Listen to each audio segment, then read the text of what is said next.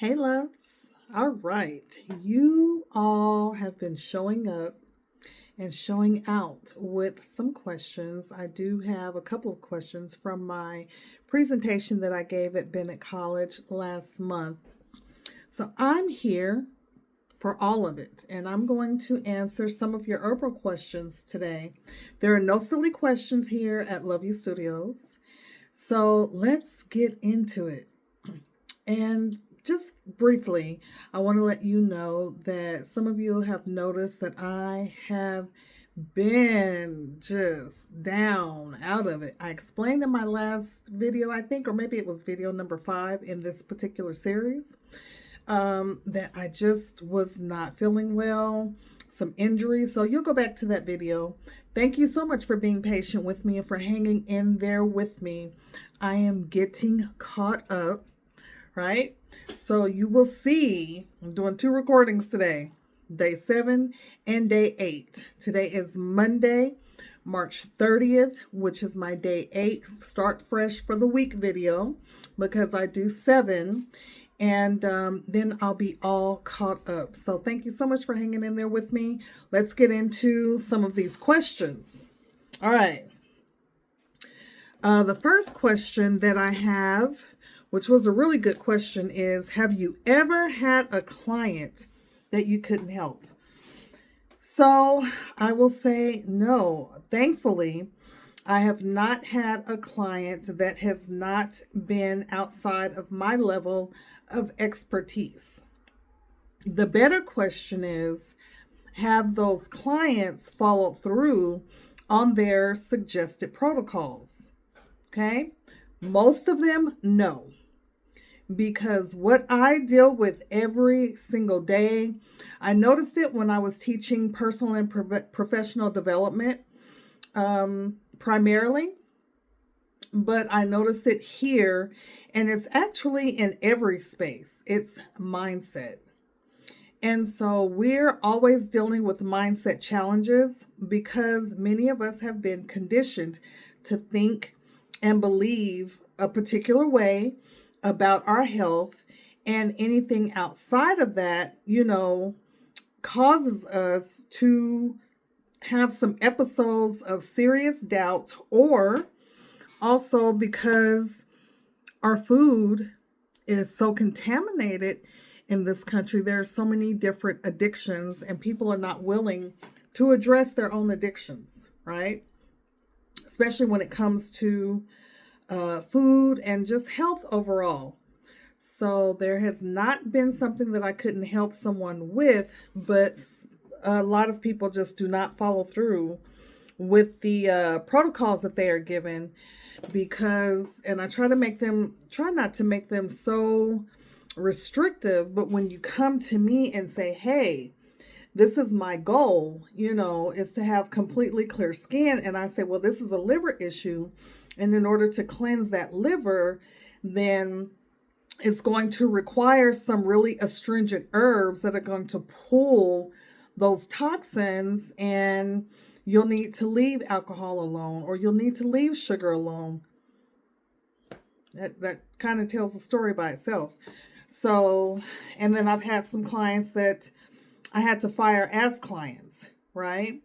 Because my nervous system deserves to be rested, and I will be at peace in my own business. So that's the other good thing about it, but not so far. And if there ever came a time where something was more complicated than I was comfortable with, then I do have 3 other herbalists that I would refer to, and a lot of their information is also out here on YouTube. So I'm not above referring out, and I haven't come across that yet, thankfully. So that was the first question. The second question is, how long does it take to correct the skin issue? And I believe the particular issue that they were talking about was hyperpigmentation, and it just depends on what the cause is, and how long you've had that condition. Is kind of like anything else. And the way herbs work, they do not work like pharmaceuticals, okay? Herbs need time to get into the system. You have to be consistent when you are using them. And then what we're working on, like I said, it's a mindset shift. So we are really changing our rituals. So if you woke up every morning and let's say you drink coffee every single morning, but there is a reason that we need you to stop drinking coffee. We need you to switch that out for dandelion root.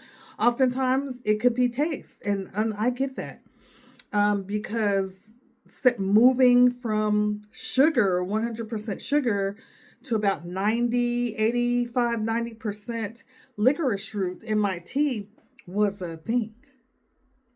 And it takes time because I prefer the taste of sugar. Why? Because that's what I grew up on. And it tastes different. And I don't want anything that has an aftertaste. So the same is true for herbs. It just depends on what it is and how aggressive we need to, or that the client wants to move forward in addressing it. It just depends.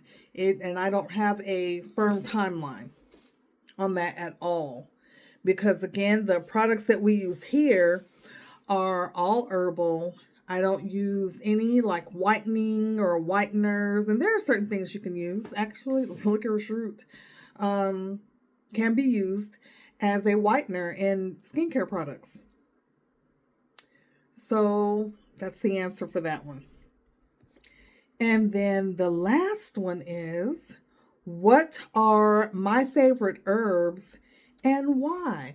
So I have 3 that we'll talk about today.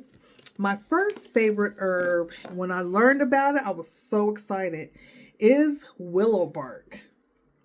And I wished I would have known about willow bark when I was, when I had the surgery on my spine, when I had that small tumor removed from my spine. The reason is because it has the same components as aspirin, which is salicylate.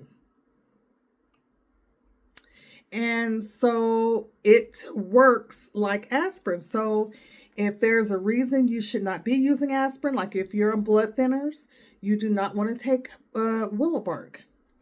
But it is a great pain. It's a great herb for pain.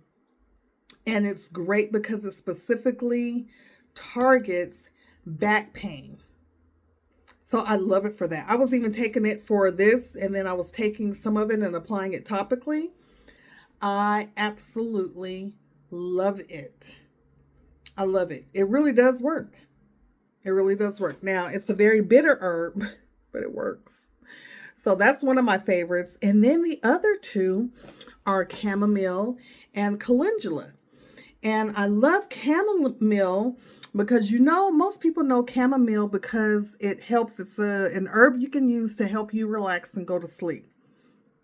What if I told you that it also helps to regulate your blood sugar and it helps to reduce inflammation? I love calendula and, chamomile and calendula. They are so versatile. And, let me see what else is there. Yep, reduces inflammation. So chamomile would be a good herb to pair with hibiscus because it also helps to regulate your blood sugar. Hibiscus is a big one that helps to regulate your blood sugar. So making a hibiscus and chamomile tea, relaxing. Now, hibiscus can be quite tart, but it is really good. And if you make that tea, you can also drink it cold. Summertime is coming up. Make you some tea and then drink it cold. And know that you are getting, and then if you use raw honey, you'll get the benefits of the honey. And you can have that as a nice, cold, refreshing drink. And it's also helping your body in the summertime. Rather than all these other sugary drinks that we like to go get. Because, honey, I love me a good lemonade from Chick-fil-A. But I have had to lay off. Okay? So that's one. Calendula is the last one that we'll talk about today.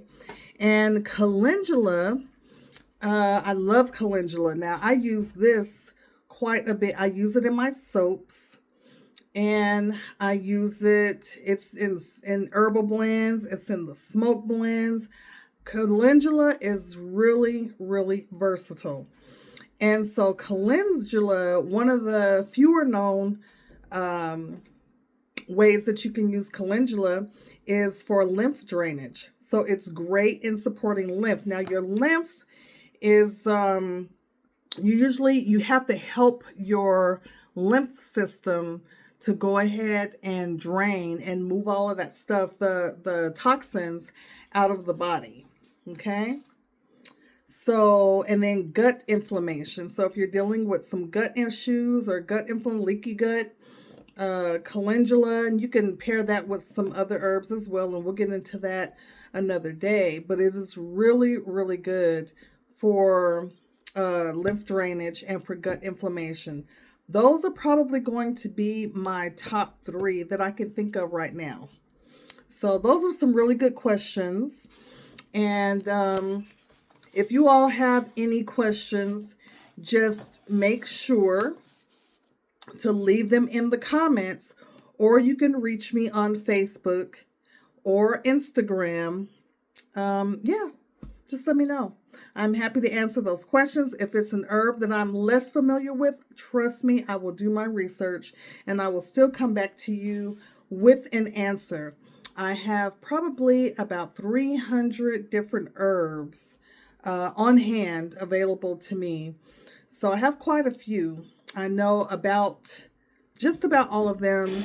Some of them I need to do some other deep dives in, but yeah, let me know and we'll get into it. Okay? So tell me, what herbs are in your teas? What are you drinking this week? What are you working on? And let me see. You can look at some of our smokable blends. Okay?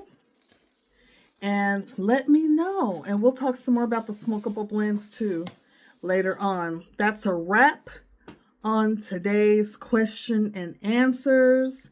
And I look forward to talking to you some more about some different herbs in the coming weeks.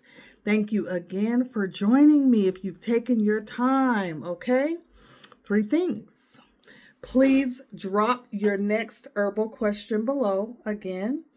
And subscribe, hit the bell, share with someone that needs this information, and shop our herbal teas and products.